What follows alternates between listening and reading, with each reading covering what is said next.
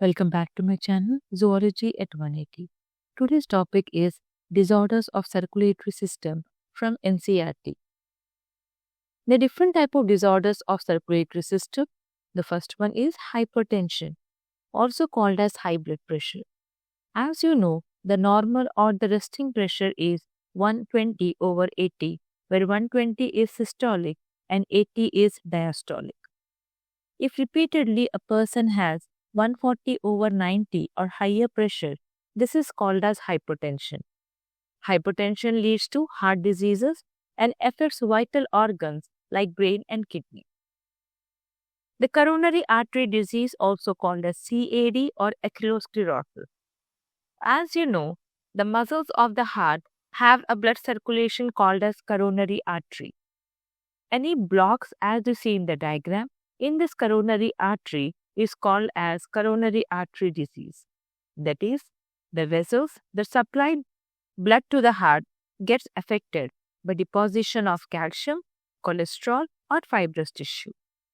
As you can see in the diagram, the walls of the blood vessels become thickened, thus the lumen becomes narrow, and this causes the blocks.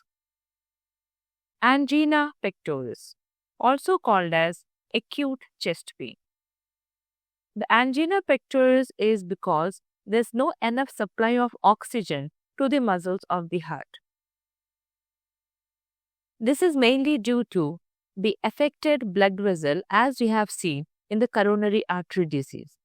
This is seen both in men and women of any age, mostly middle age and elderly.